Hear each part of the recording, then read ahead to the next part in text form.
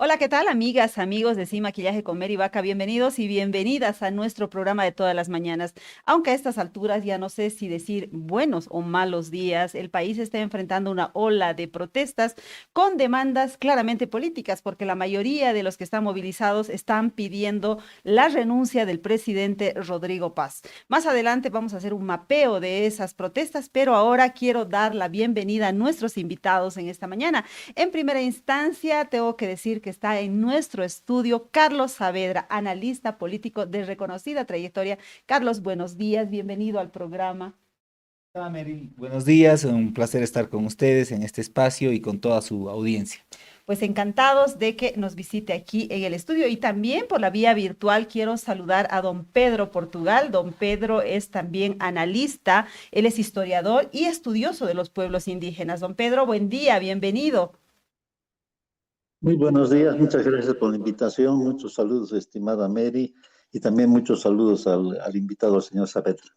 Claro que sí. Empezamos entonces con Carlos, porque quiero preguntarle, ¿es legítimo pedir la renuncia del presidente cuando apenas tiene 6 meses en el poder? A ver, yo creo que hay que entender que hay un escenario de conspiración política, ¿no? Porque los conflictos hay que dividirlos en dos vertientes. Aquellos que son reivindicativos, que tienen demandas legítimas para su sector, y le pongo un ejemplo, el transporte. El transporte tiene una demanda legítima para su sector. El transporte ha sufrido problemas con la gasolina desestabilizada y necesitaba cerrar acuerdos. ¿Qué hizo el transporte? Generó una mesa de diálogo con el gobierno, puso los temas sobre la mesa y habló de resarcimiento, de calidad del combustible, de testeo de la calidad de este combustible y logró cerrar acuerdos que hoy permiten que no haya movilización del transporte, porque había una demanda justa. Pero hay conflictos que no son reivindicativos, que son netamente conspirativos. ¿Qué es lo que buscan este tipo de movimientos y este tipo de dirigencias? Buscan recuperar por la fuerza un poder que detentaban durante mucho tiempo y que lo perdieron en las urnas, ¿no? Quieren volver a hacerse del gobierno. Imagínese usted, estamos a 6 meses de gestión y estamos hablando de que renuncie un presidente. ¿Por qué? Si usted escucha las declaraciones, no queda claro el por qué. Porque yo quiero tomar esa silla, porque siento que me pertenece, porque solo es mía. Entonces, ahí hay una serie de factores, comenzando por el liderazgo de Evo Morales desde el Chapare, que ha decidido que en este país nadie va a poder gobernar tranquilo si no es él. Y desde esta fuerza política, desde este centro como el Chapare, con varios tentáculos han decidido iniciar un proceso de desestabilización, de abierto complot antidemocrático para hacerse del poder. Y creo que no se puede entender este conflicto si no se lo entiende desde esa clave. Aquí hay una disputa por el control del poder y del gobierno, y están trabajando en eso los sectores movilizados. No quieren una demanda específica, no tienen una reivindicación puntual, o pueden tener varias, pero lo que está en disputa no son ahora esas reivindicaciones, son las necesidades de control del poder gubernamental. Sin embargo, la duda es si realmente Evo Morales tiene el poder para estar detrás de todas estas movilizaciones. Evidentemente, hay quienes lo señalan, dicen que él es el que está armando todo esto. Hay una marcha, de hecho, de gente vista que está viniendo desde Caracollo hacia La Paz. Sin embargo, ¿tendrá todo este poder y esta capacidad de movilización, Carlos? Bueno, a ver, yo creo que Evo Morales es un conspirador innato, ¿no? Y en esa conspiración utiliza, hibrida muchos movimientos que también tienen intereses políticos, ¿no? Entonces yo creo que si hay un cerebro y hay alguien que canaliza recursos, porque esto no se hace sin recursos, viene del Chapare. Ahora, ahí se terminan articulando muchos intereses, muchos actores, ¿no? Que también tienen la misma línea, que también se han sentido desplazados del poder, porque antes les correspondían ministerios, empresas públicas, embajadas, como etcétera, y obviamente encuentran una concatenación de intereses para lograr movimientos conspirativos. Bueno, quiero ir ahora con don Pedro Portugal, porque él ha escrito recientemente una columna justamente al respecto, preguntándose si es que Evo Morales estaría o no estaría detrás de estas movilizaciones. Y a eso le agrego, ¿serán legítimas estas movilizaciones? Pedir la renuncia cuando apenas está empezando este gobierno. Adelante, don Pedro. Sí, evidentemente este es un tema bastante importante porque es recurrente. No es la primera vez que en Bolivia sucede lo que estamos viviendo. Entonces, si no ahondamos, si no tratamos de ver las causas fundamentales, caemos también en estereotipos que después conducen a conclusiones que a nuestro país conoce. O sea, siempre se lo ha presentado a los sectores populares y a los sectores indígenas como grupos manipulables, como grupos alboroteros, como grupos que solamente se estabilizan. Esa es una opinión bastante errada, ¿no es cierto? Y también peligrosa y curiosamente contrasta, digamos, con lo que en momentos de paz se hace sobre estos mismos pueblos. Frecuentemente los mismos sectores que critican al indígena cuando hay movimientos sociales son los que después lo enaltecen en la academia, en sus escritos, como si fuesen entes pachamamistas que adoran al sol, que cuidan el equilibrio del medio ambiente, que no escupen al suelo y no pegan a los niños en sus comunidades. Es decir, el hecho de que haya dos visiones, así digamos, contrapuestas sobre lo indígena y lo popular, ¿no es cierto?, que coexisten y que se manifiestan según el momento, o sea, nos debe dar a entender de que quizás no es el problema en este pueblo, sino en la visión que se tiene. Y la visión que se tiene obedece a causas políticas. No hay, a mi modo, no hay una manipulación de ese tipo que se lo considera actualmente. El peso de Evo Morales es por los errores y por la ineficiencia, digamos, de los aparatos de Estado y de la sociedad boliviana en su conjunto. Es decir, en un caldo de cultivo como el que sucede, cualquiera puede empoderarse de un movimiento, se llame Evo Morales o se llame cualquier otro líder. El problema es analizar por qué surgen estos movimientos, por qué, digamos, un movimiento reivindicativo, o sea, ya traspasa, digamos, el motivo que ha tenido, que ha sido casi un pretexto y que va a causas más fundamentales. Entonces, el gobierno está retrocediendo. Es un error, digamos, porque los sectores populares son sectores que se manifiestan porque tienen un deseo y tienen una fijación en que solamente una sociedad no solamente justa, estable, sino también fuerte, puede salvar a Bolivia, digamos, de las crisis que tiene. Y las manifestaciones de debilidad no son solamente manifestaciones de temperamentos o de constituciones sociales, sino son muestras de una ausencia de política.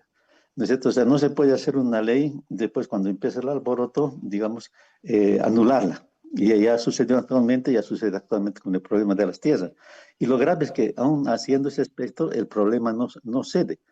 Entonces, el problema es otro. Tenemos que ahondar en cuál es este problema. Yo creo que es un problema histórico que viene de muy lejos, ¿no es cierto?, y que va a ser catastrófico para todos los bolivianos, incluso para el movimiento indígena y popular, si es que no vemos las causas profundas y las maneras como solucionarlo. Eso quiere decir que estamos ante un tema estructural. ¿Será eso de que hay dos Bolivias, de que es una cuestión étnica entonces, don Pedro? Es una cuestión de que, evidentemente, lo étnico es el aspecto externo, Ujú. ¿no es cierto? Pero nunca lo externo, digamos, es lo fundamental. Lo externo es la manifestación de causas profundas. Entonces, lo externo ha provocado que en Bolivia no logremos constituir una nación estable, un estado sólido, porque lo externo es el fenotipo. O sea, unos son de altos, otros bajos, unos son morenos, otros no son morenos, etcétera. Eso ha conducido al racismo. O sea, Bolivia se ha constituido bajo normas eminentemente racistas. O sea, el poder ha sido necesariamente, digamos, hegemonía de una élite. Y esa élite ha sido caracterizada con términos raciales, con términos de extracción. Entre esa élite, digamos, ha habido las contradicciones, conservadores, liberales, derecha, izquierda, cualquiera que sea, ¿no es cierto? Pero siempre se han mantenido sobre una base que ellos la han considerado como natural y estable, que es la población indígena. Ahora, el problema viene cuando esa población indígena tiene formas exteriores y uno puede confundir el problema solamente con lo exterior y no ver con lo interior. ¿Cuál es lo interior? Ninguna sociedad se puede mantener si los derechos y todo lo que viene, digamos, con los derechos no se manifiesta y no es ejercido libremente. El pueblo indígena y los sectores populares siempre han estado excluidos del poder. Y el poder se ha disputado y se ha complacido solamente en poder dirigirlos. O sea, así se lo considera, digamos, una masa amorfe, inconsciente, casi imbécil, ¿no es cierto? Que el derecho que tiene solamente es de votar por ellos o de apoyarlos, digamos, en momentos de conflicto. Pero nunca ha pasado por la idea el momento que ese pueblo tenga derecho de hacer parte del gobierno. Cuando esta situación se rompe, y no se rompe siempre por los momentos, por sus momentos más notables, más, digamos, convenientes. Evo Morales ha sido una ruptura desdichada, por supuesto, he sido uno de sus principales críticos, pero es el tipo de ruptura que ha conducido un estado de cosas. Y está sucediendo actualmente. Al no entender las reivindicaciones que vienen, se lo está propulsando otra vuelta Evo Morales. Muy O bien. sea, en vez de haber propulsado, Ujú. perdón, No, en siga vez de usted, haber, don Pedro, termine la idea. en vez de haber propulsado un nuevo liderazgo, de haber resuelto los problemas de esta población, y eso se lo hace a través del poder, el poder mismo se ha nutrido en esos aspectos. Me voy a permitir, digamos, una diferenciación. ¿Cómo se explica, digamos, que se satanice a Evo Morales y al mismo tiempo estén, digamos, en el gobierno en funciones muy importantes, gente que viene del MAS? Y que a pesar de las críticas que ha habido, de las contradicciones, esa gente está atornillada y es la esencia. Muy ¿No es bien. cierto? Entonces, porque el problema no es el MAS, el problema, digamos, es el pueblo. Y mientras ese pueblo va a estar arrinconado, va a estar discriminado, va a estar satanizado, los problemas como los que vemos actualmente van a ser recurrentes. Muy bien, ahí está. No es manipulación, según don Pedro, sino es exclusión, en síntesis. Carlos, ¿qué puede decirnos al respecto? A ver, yo coincido en un tema central, ¿no? Creo que la principal tarea política que tiene el gobierno de Rodrigo Paz, ¿no? Entendiendo que para mí estos son movimientos conspirativos que tienen fines políticos, luego es reconstituir su base popular, ¿no? Una base popular que en un momento electoral supo conquistar. Ahora, se trata de someterse a estas dirigencias que no tienen una definición clara. No, no se trata de eso. Se trata de encontrar una fórmula para construir un gobierno de acuerdo nacional, donde yo creo que la principal herencia de los últimos 20 años, ha habido muchas herencias nefastas, pero la principal herencia positiva ha sido la inclusión social, la inclusión política, y hoy uno de los grandes desafíos del gobierno de Rodrigo Paz, seguramente esta es una llamada de atención, este es un foco rojo, esta es una sirena, pero es cómo construye base popular, cómo construye acuerdo, cómo gobierna, ¿no? Incluyendo a estos sectores, y eso no pasa por repartir solamente espacios de poder, sino pasa por construir agendas en común. Le doy un ejemplo, el anterior sábado hubo un encuentro con la institucionalidad política, que yo creo que fue importante para el gobierno, estuvieron los liderazgos políticos, estuvieron los gobernadores, los alcaldes recién electos, pero creo que también le hace falta al gobierno un gran encuentro social, ¿no? Un gran encuentro social que de verdad pueda hacer un careo entre el poder y esa base popular que para mí no tiene dueño, ¿no? El MAS se equivocó cuando pensó que era dueño de la base popular, por eso perdió el poder. Pero también el gobierno debe entender que tiene la necesidad de establecer un nexo profundo, ¿no? Y un acuerdo con esa base popular para poder gobernar.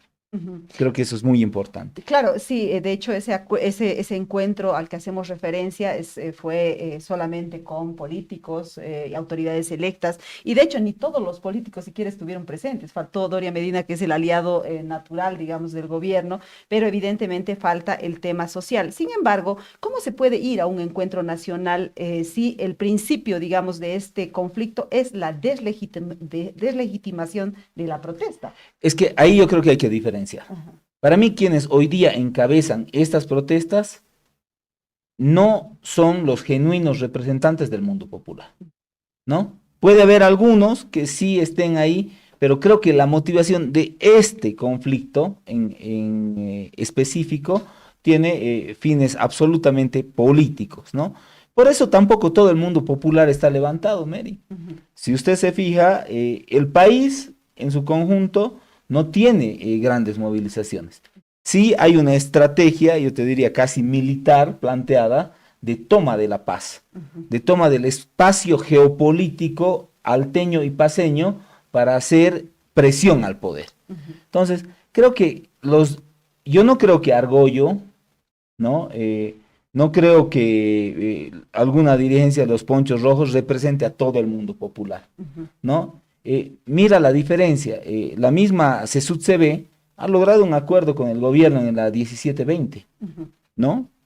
Que para mí es la organización que tiene un tejido más complejo, más profundo, más organizado a nivel territorial en el mundo rural, en el país. Entonces, yo creo que hay que distinguir porque no se puede poner en una sola esfera a todos los liderazgos. Hay conspirativos, pero también hay un mundo popular legítimo, con el cual el gobierno tiene que construir acuerdos para poder generar viabilidad política.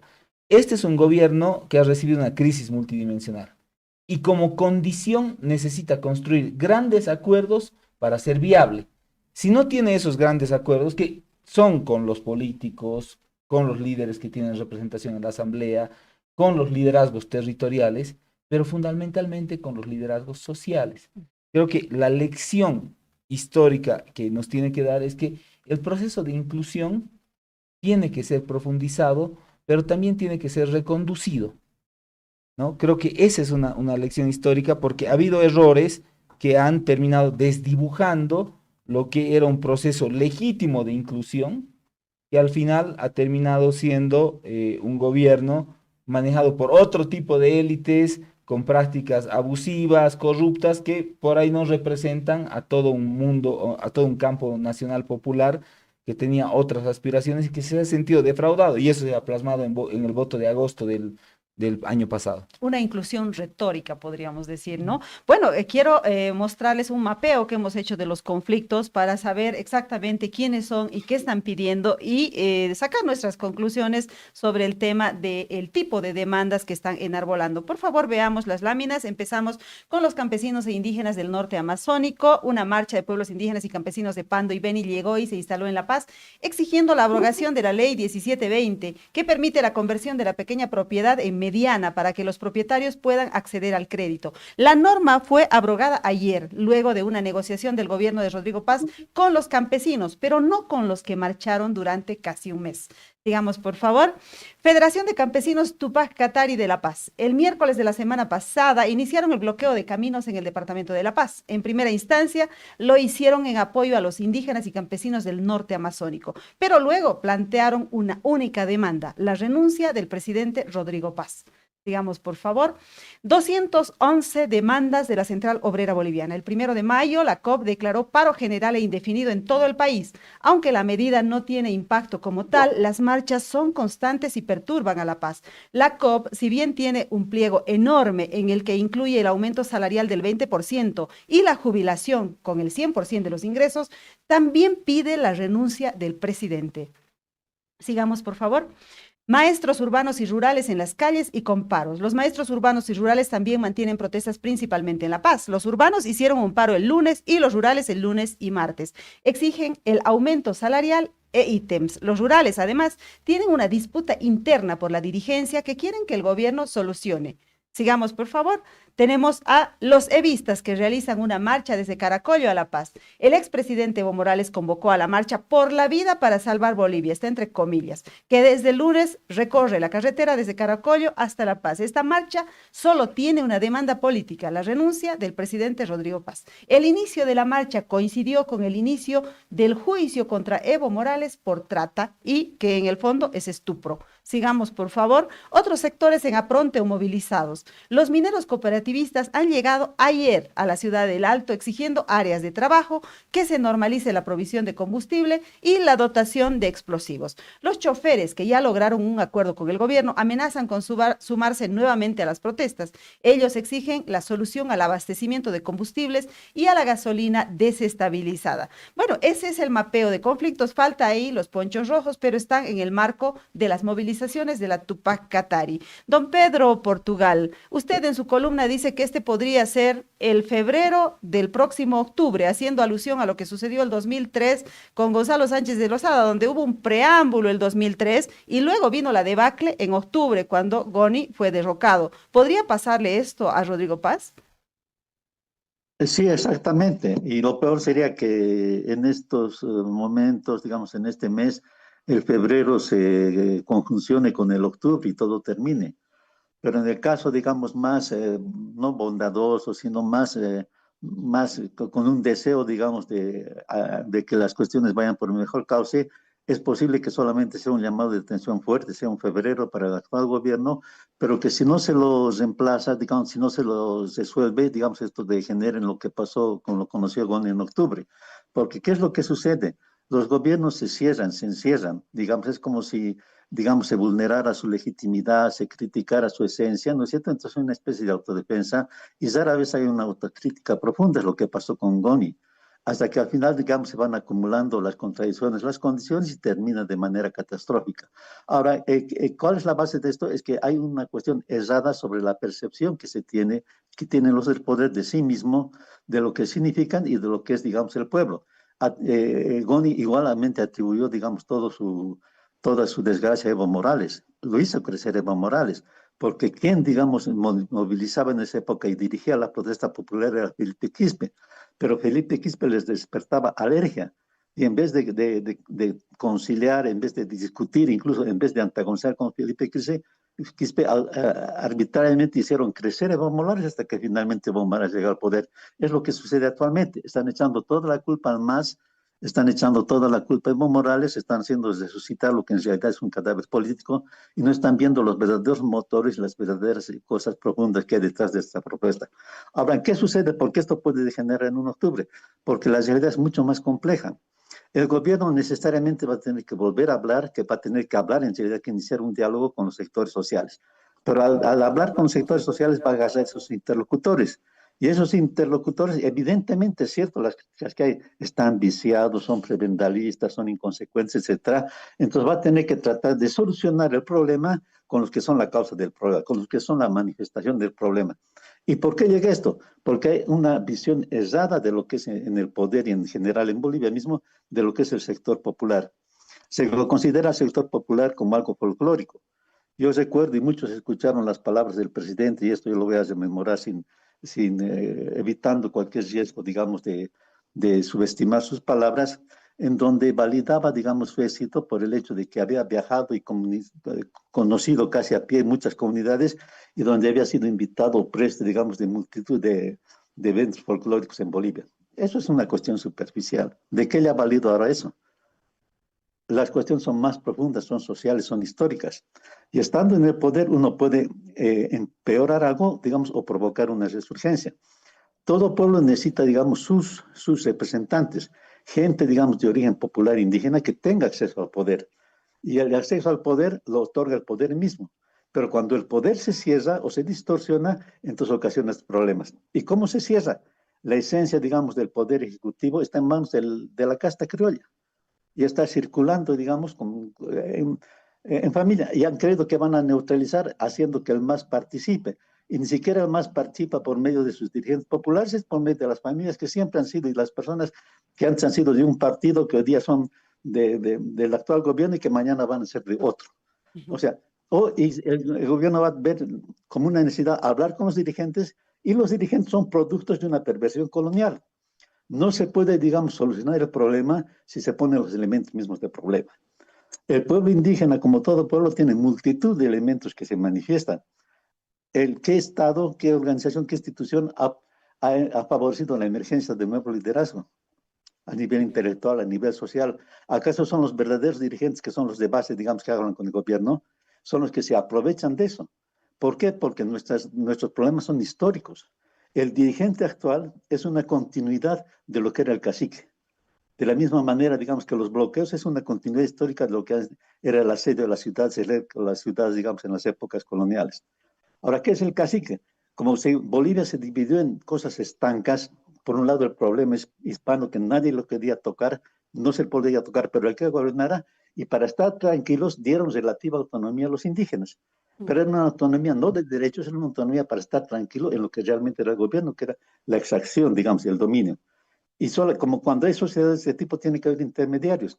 Y el intermediario era el cacique. El cacique que tenía su legitimidad por el reconocimiento que le daban los españoles y que aprovechaba de la exacción para mantener su poder sobre su base, ¿no es cierto? Y que ellos eran los intermediarios. Ahorita el dirigente es lo mismo. No Entiendo. son los mejores elementos, no son los elementos más capaces, son los elementos fruto de un condicionamiento histórico. Pero justamente los condicionamientos, las manifestaciones históricas pueden cambiarse. Y eso se lo hace a través, digamos, de los mecanismos del poder. Muy Entonces, bien. el acceso al poder, nueva generación dirigente indígena, y el favorecer ese acceso a través de quienes tienen el poder es lo que se podría llamar, digamos, un cambio. Y están esperando todos estos jóvenes, porque ahora hay una dirigencia joven mucho más grande, mucho más importante, están haciendo cola, están esperando, digamos, un momento para ayudar a hacer realmente una Bolivia. No solamente defender los intereses indígenas, sino tratar de solucionar lo que ha sido un impedimento en el país, la inexistencia de una sociedad coherente, de una sociedad, digamos, donde la diferencia no significa que unos están eternamente arriba y otros están eternamente abajo. Quisiera tomar la primera parte de la exposición de don Pedro para preguntarle, Carlos, a usted si esto es una llamada de atención o es que va a tener un desenlace fatal, es decir, una renuncia. Yo creo que las condiciones políticas no estarían dadas para un desmoronamiento del gobierno. Bolivia es impredecible, también quiero dejarlo planteado, ¿no? Pero si hoy haríamos un análisis de condiciones fácticas, creo que no hay el escenario como para que un presidente que ha asumido hace 6 meses y algunos días hoy pueda ser derrocado. Sin embargo, yo también coincido, lo planteé, que este es un foco rojo para entender la conducción política que tiene el gobierno. Mi hipótesis es que este debe ser el gobierno que impulse la construcción de un gran acuerdo nacional. Ahora, ese gran acuerdo nacional no solo tiene una dimensión parlamentaria, política y una dimensión territorial e institucional, ¿no? Para mí, una dimensión fundamental, si no es la más preponderante, es la dimensión social, ¿no? Creo que este pacto político es un trípode, ¿no? Donde evidentemente se va a necesitar pactos en la asamblea, porque ahí es donde se materializan los cambios legislativos que se quieran plantear. Va a necesitar pactos con las autoridades y las organizaciones territoriales, gobernadores, alcaldes, toda la representación territorial, pero va a necesitar fundamentalmente un pacto social, ¿no? No se puede dejar de lado el mundo popular, entendiendo que el mundo popular no es el masismo, no son las dirigencias que tienen este tipo de planteamientos ultra radicalizados, pero creo que cada ciclo histórico deja en el país herencias. El 52 dejó herencias en el país, ¿no? Dejó herencias profundas que transformaron este país.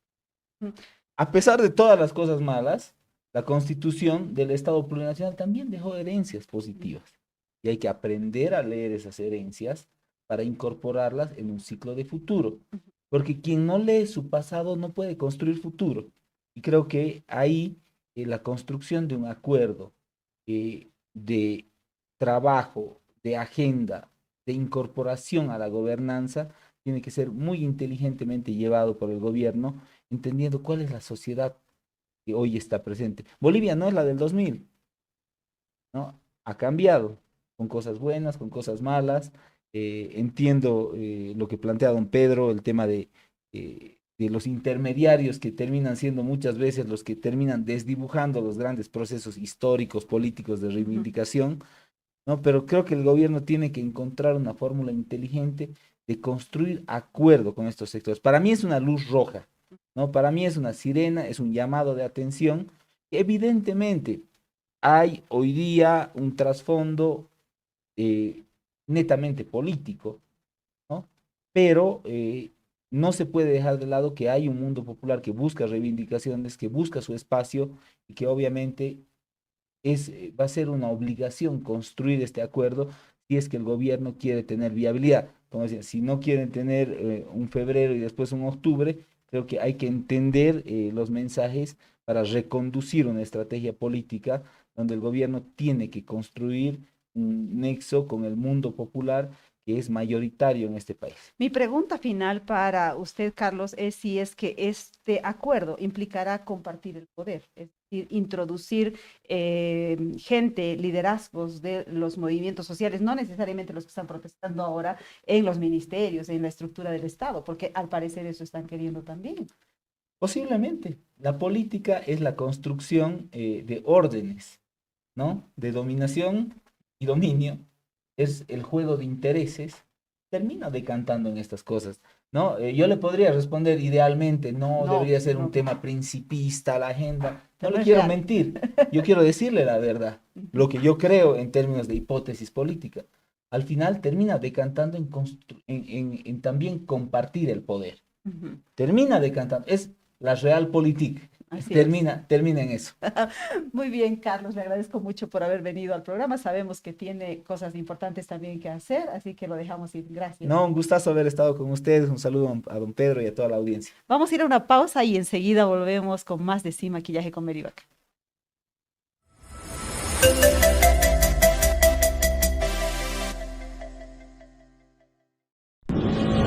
Esta es la historia de un banco que se hizo grande gracias a su gente. Es la historia de don Julio, que cada mañana convierte esfuerzo en trabajo. De Teresa, que todos los días apuesta por un mañana mejor. De Juan, que no descansa para que la gente avance. De doña María, que cocina con las manos y sueña con el corazón. De Pedro y Alicia, que encontraron el lugar donde empieza su historia. Es la historia de doña Naira, que convirtió constancia en oportunidades. De Ernesto, que sabe que cada semilla es futuro. Es la historia de los que hacen, creen y sueñan. Esta es la historia de un banco que hace 35 años crece junto a su gente. Banco Económico, el banco de nuestra gente. Esta entidad es supervisada por ASFI. Paquetes diseñados para ti, desde 70 invitados en adelante, organización completa y detalles que marca la diferencia. Más información al 715-55-170.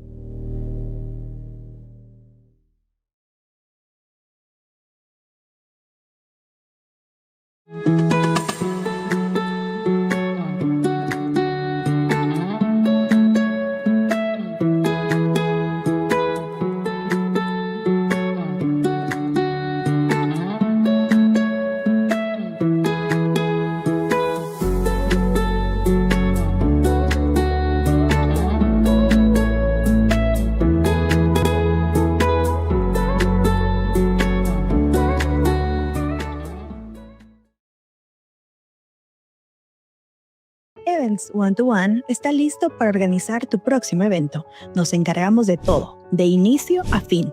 Contáctanos al 715-55-170 y agenda hoy.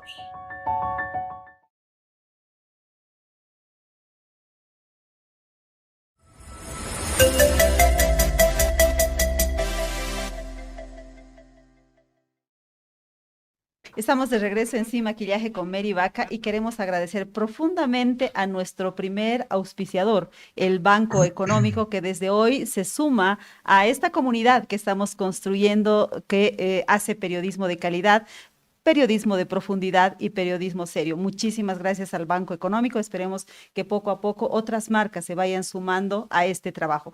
Ahora quiero dar la bienvenida al diputado Alejandro Reyes. Él es diputado por el bloque Unidad. Diputado, buenos días. Bienvenido al programa. Muy buenos días, Mary. Un saludo cordial. Es un gusto estar contigo.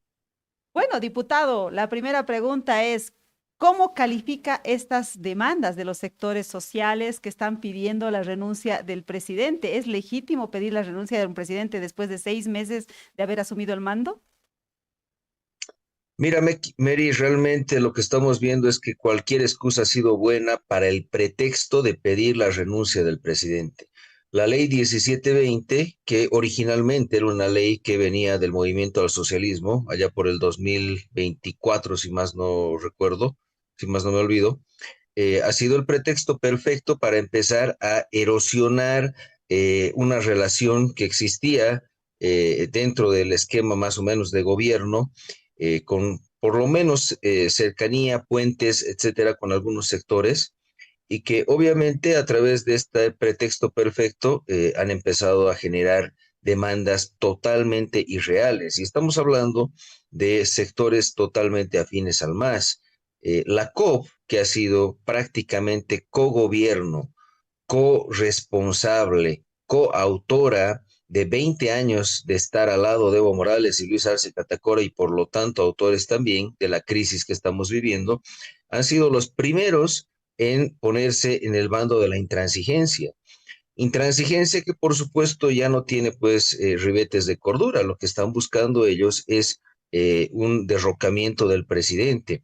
A ello se ha sumado el tema de un senador suplente que lo que ha buscado ha sido generar populismo, demagogia y hacer crecer su imagen con demandas directas de sedición, de llamado a la confrontación, de derramamiento de sangre, como lo ha dicho él 100 veces en sus intervenciones en todo lado, con otro pretexto tonto que es el del tema de los supuestos de la rebaja de los salarios, cuando en realidad él quería subirse el sueldo. Entonces, hemos juntado temas absurdos con con el único objetivo de generar una tormenta perfecta, que eso es lo que se ha logrado prácticamente en estos últimos días. Demandas irreales, intransigencia en el no diálogo, y obviamente la oscura intención de derrocar al presidente que tiene 6 meses en el gobierno. O sea, es realmente irreal. No les interesa a la mayoría del pueblo boliviano, no les interesa que prácticamente 8 de 9 departamentos estén prácticamente en la normalidad. Es solamente encerrar la paz, generar convulsión en la paz y el alto, pasar por encima de los derechos civiles como siempre lo han hecho, y a través de la extorsión tratar de volver al poder. En mi parecer, todo esto está planificado. Lo hemos dicho ayer, hemos denunciado un intento de golpe de Estado a través de este triángulo que hemos denominado triángulo golpista del señor Evo Morales, Edman Lara, la COP como brazo ejecutor y alguno que otro tonto útil que significa, en este caso, azuzar a la población. Por lo tanto, yo creo que estamos viviendo hoy los últimos momentos, los últimos alarifes de este esquema autoritario encabezado por Evo Morales, donde la gran mayoría de los bolivianos no queremos estar. Ese estado de vivir en incertidumbre, en el autoritarismo, sin respeto a nada, ya no lo vamos a tolerar. Entonces yo creo que en este punto estamos justamente en esa definición, y mi percepción es que tenemos que respaldar al gobierno democráticamente electo, y tenemos también que preservar la democracia, que hoy sí está en riesgo por estos grupos parasitarios que lo que no quieren es justicia, quieren impunidad para Evo Morales y para ellos mismos, que no quieren responder ante la justicia. Diputado, entonces, ¿cuál es la salida? Porque ¿acaso se puede dialogar con alguien que quiere derrocar al gobierno? Yo creo que la salida siempre tiene que estar con la puerta abierta del diálogo, pero también con el devolverle un principio de autoridad al gobierno. Principio de autoridad que se ha ido perdiendo porque la forma de gobierno de Evo Morales nunca ha sido bajo las instituciones oficiales de la democracia, o sea, bajo las instituciones formales. Él siempre ha gobernado, en teoría, con estos sectores sociales que no son más que grupos organizados que lo que hacían era sustentar bajo la fuerza un esquema de opresión y de represión. Entonces, obviamente, para él era más fácil utilizar estos esquemas informales para oprimir a la población que utilizar un esquema formal. Y del otro lado, por supuesto, el discurso para él, en teoría, es bueno y correcto porque estaría hablando del pueblo versus la élite gobernante, que es ese discurso que ya está anquilosado en el tiempo, cuando en realidad la única élite han sido ellos. Si hay una élite política hoy, es la gente del MAS, es la gente del levismo, es la gente que ha vivido 20 años del Estado y se ha enriquecido como nunca en la historia de Bolivia por la bonanza que hemos tenido. Entonces, élite política y económica solamente existe en el MAS. Entonces, realmente la forma hoy, creo yo, es, por supuesto, mantener las puertas del diálogo, pero recuperar un principio de autoridad. Y como lo digo, esto no es en el grueso del país, es solamente la paz. Hay un intento de cerco en la paz que, por lo que estamos viendo, intenta hacer que el presidente instale, por así decirlo, una sucesión constitucional que en este punto no puede existir. Diputado, antes de que usted ingresara al programa, estábamos dialogando con don Pedro Portugal y con Carlos Saavedra. Carlos Saavedra dice que debería ir el gobierno a un acuerdo social, así como ha promovido un acuerdo institucional, político, también se debería promover un acuerdo social con los sectores sociales, no necesariamente con los dirigentes que están protestando ahora. Sin embargo, hace falta porque hay una Bolivia excluida, ¿verdad? Ese sería como esa sería la lectura de fondo de este conflicto, más allá de que Evo Morales esté o no esté haciendo protestar a la gente. Entonces, ¿usted estaría de acuerdo en que se busque ese brazo con un acuerdo social auténtico entre el gobierno y lo popular en Bolivia? Mira, eso sería lo ideal, pero como te decía yo justamente en la anterior intervención, Evo Morales ha construido su propia gobernabilidad a través de sectores sociales a los cuales ha prebenalizado, les ha dado poder fáctico, les ha dado la posibilidad de oprimir, reprimir y de decidir.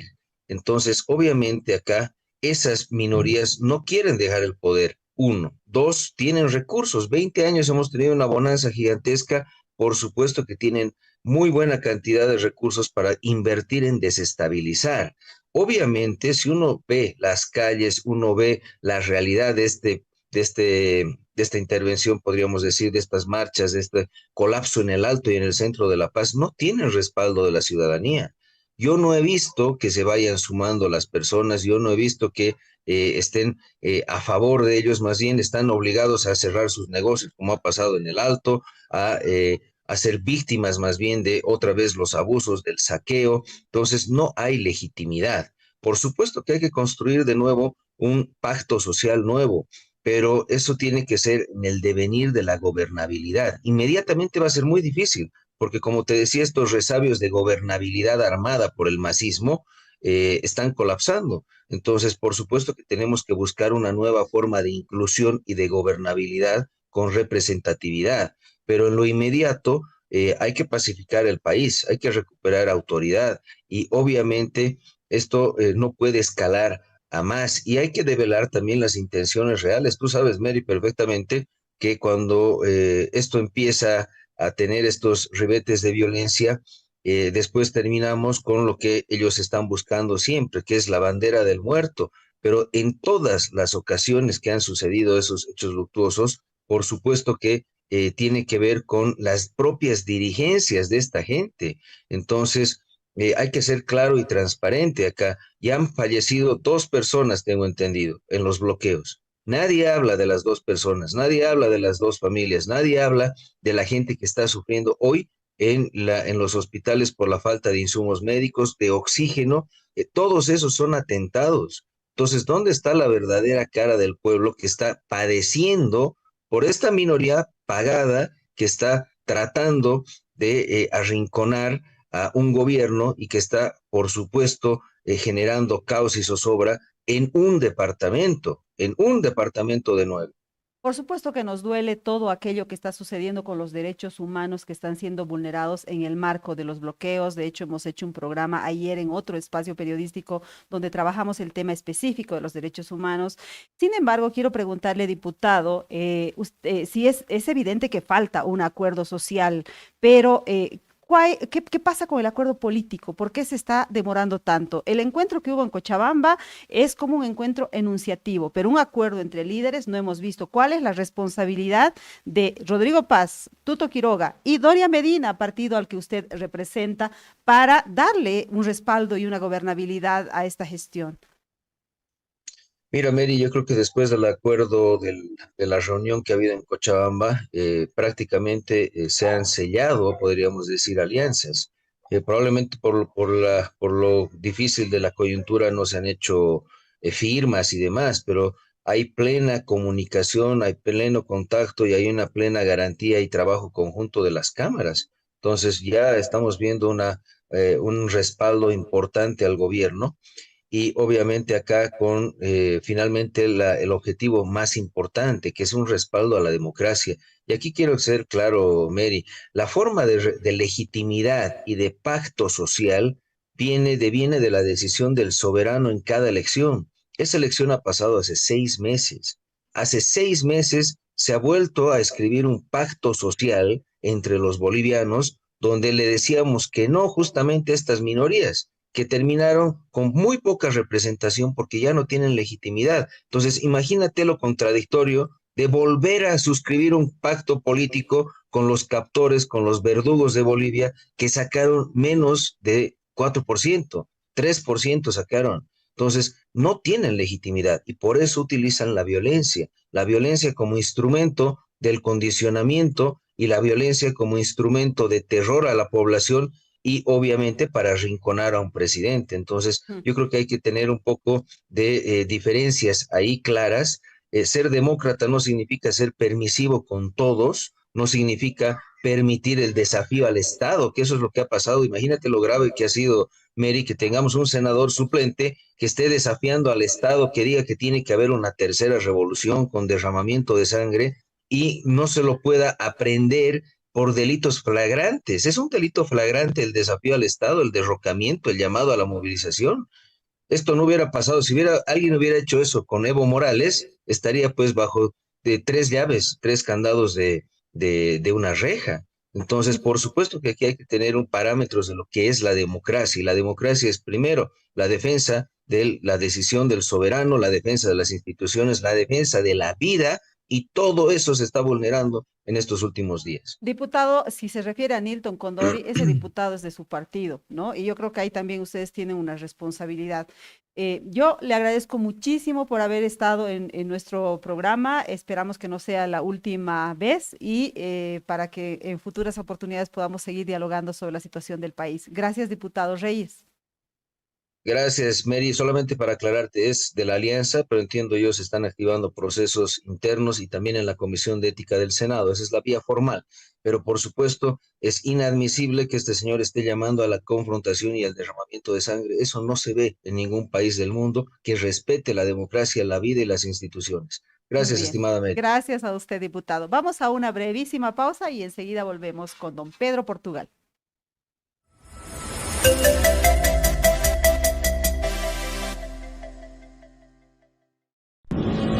Esta es la historia de un banco que se hizo grande gracias a su gente. Es la historia de Don Julio, que cada mañana convierte esfuerzo en trabajo. De Teresa, que todos los días apuesta por un mañana mejor. De Juan, que no descansa para que la gente avance. De Doña María, que cocina con las manos y sueña con el corazón. De Pedro y Alicia, que encontraron el lugar donde empieza su historia. Es la historia de Doña Naira, que convirtió constancia en oportunidades. De Ernesto, que sabe que cada semilla es futuro. Es la historia de los que hacen, creen y sueñan. Esta es la historia de un banco que hace 35 años crece junto a su gente. Banco Económico, el banco de nuestra gente. Esta entidad es supervisada por ASFI. Paquete.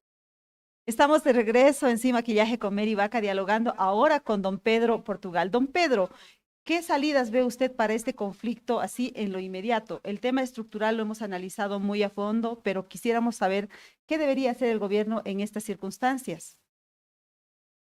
El problema es bastante duro porque al final de cuentas uno cosecha siempre lo que siembra.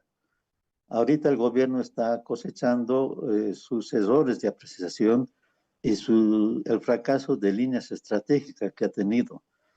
Entonces, puede solucionarlo, pero eso significa una fuerte dosis de autocrítica y de modestia. Y escuchando, digamos, algunas intervenciones, especialmente del diputado Alejandro Reyes, me parece que la tarea va a ser bastante dura.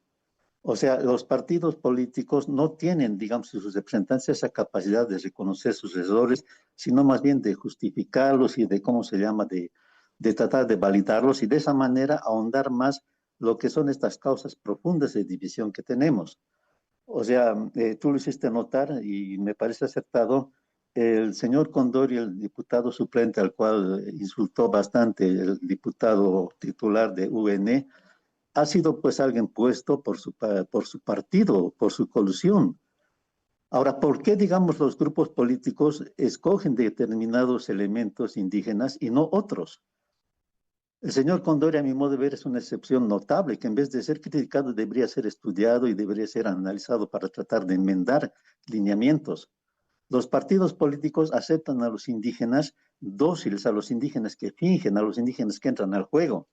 Y las personas notables que entran se decepcionan rápidamente y muchos de ellos, digamos, van al bando contrario de atacar de manera radical, como el caso del señor Condori. Pero si analizamos a fondo, uno tendría cierto elogio, a mi modo de ver, el señor Condori, y uno se recibiría un gran anatema, que son esas estructuras políticas que siguen considerando al indio como solamente un suplente, alguien destinado a echar incienso, ¿no es cierto? Y darles, digamos, elogios. El gobierno está cosechando lo que ha sembrado. Está empezando su gestión, puede sembrar cosas diferentes, pero eso necesita, digamos, una gran autocrítica, una gran dosis, digamos, incluso de modestia. Entonces, ¿cómo solucionar este aspecto? Ya no se puede tratar más al pueblo indígena y popular como simples elementos, como carga, digamos, que se le pone al vehículo que sea y que la gente estuviese complacida. El gobierno ha hecho bastantes errores. Ahora está tratando de echar toda la culpa al MAS y a Evo Morales. A ver, analicemos cuánta gente del MAS no hace parte del gobierno, cuántos no están en viceministerios y justamente estrellándose contra los pocos indígenas que tratan de ayudar. ¿Cuántos, digamos, no hay personas notables? ¿Qué hay acá? O sea, una idea de que creyendo que el MAS controlaba el mundo indígena, ha demostrado falsa. El MAS está en el gobierno. El MAS hace parte, digamos, de la estructura del gobierno, es parte del gobierno. Y el MAS, como parte de esas personas funcionales, ha demostrado su inanidad, lo que significa que el pueblo es aparte del MAS, aparte de cualquier partido. Que cualquier partido político lo pueden manipular, es cierto, pero justamente la tarea política es encontrar interlocutores y organizaciones que remedien, digamos, esa situación. Y esa situación solamente se puede hacer, digamos, respetando ciertas normas. El diputado Reyes habla de pacto social, ¿no es cierto? Cada 4 años, 5 años, 6 años, 2 años, digamos, vamos a elecciones y, digamos, elijamos y punto, tranquilo. Pero los primeros en no respetar el pacto social ha sido el mismo gobierno. ¿O no está marginado el vicepresidente? ¿Cuándo se ha visto eso? Y si el vicepresidente es una persona insostenible, una persona arbitraria, ¿por qué lo han elegido de vicepresidente? O sea, se ha utilizado al movimiento popular para ganar unas elecciones y no se respeta el movimiento popular. Entonces, ahorita el gobierno está cosechando, ¿no es cierto? Y está haciendo que sus élites criollas de siempre quieran mantener su poder, satanizando al pueblo y echando la culpa a Evo Morales. La situación es mucho más compleja, es estructural. El gobierno todavía tiene, digamos, tiempo de rehacer, pero tiene que buscar interlocutores diferentes, tiene que analizar lo popular de manera diferente. Lo popular está en plena evolución. Estos elementos que antes los partidos consideraban indispensables, los dirigentes sindicales, sean torcidos, tontodos, lentamente van a pasar al olvido. Está surgiendo, digamos, nuevas generaciones y van a surgir nuevas organizaciones. Entonces, lo sabio, lo prudente es articular y sostenerse mutuamente en provecho de un bien común que digamos que es Bolivia. Mientras eso no haga, el boliviano no puede después desengañarse y gritar, digamos, y esbozar, digamos, la típica argucia de que el indio es el salvaje y que está tratando de destruir Bolivia. Simplemente va a estar cosechando, vuelvo a repetirlo, aquello que ha sembrado. Análisis profundo, estructural, el que nos hace don Pedro Portugal. Don Pedro, le agradezco muchísimo por haber participado en nuestro programa. Muchas gracias a ustedes. Hasta luego. Bien.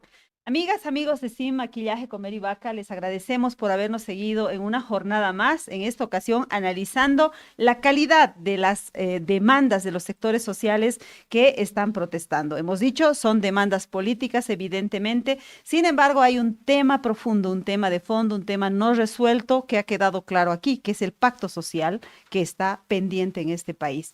Les agradecemos por habernos seguido en un programa más. Enseguida viene Brújula Streaming con Raúl Peñaranda y Diego Ayo. Conmigo será hasta mañana viernes. No se olviden, tenemos viernes de podcast. Vamos a tener una charla deliciosa, profunda, para que podamos conocer a una personalidad. Les adelanto que es mujer. Nos vemos mañana. Chao, chao.